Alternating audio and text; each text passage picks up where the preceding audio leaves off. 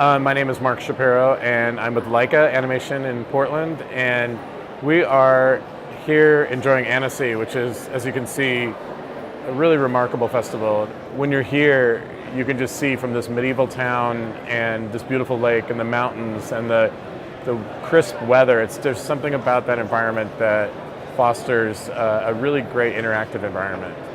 We have a recruiting presence here at Annecy, and we're also taking meetings and taking in some of the films, talking to directors and talking to producers, and really just getting sort of a feel of the state of animation.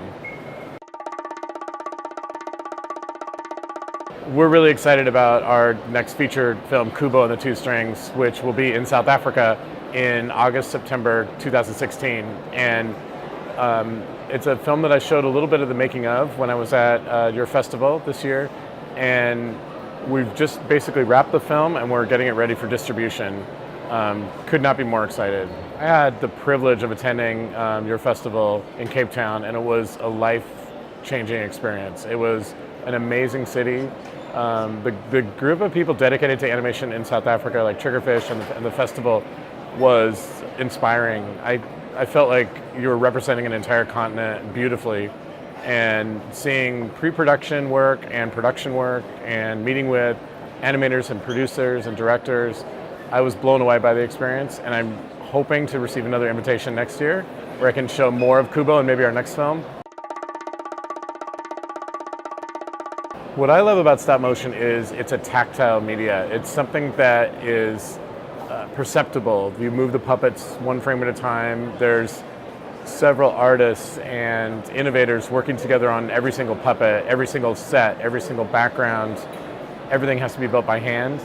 It's very in the same tradition of Oregon in the USA, where we like to build things by hand and make things by hand. We're a community of makers, and that's what I love about stop motion, because it has a different look and a different feel, a different pace, and I think it's something that's a significant part of the animation industry and is growing.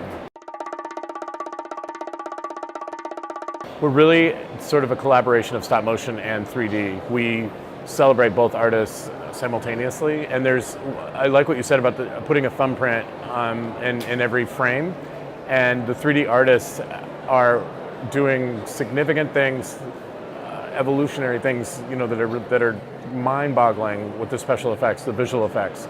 But then you combine that with incredible artists who are doing things, a medieval form of stop motion, moving things frame by frame.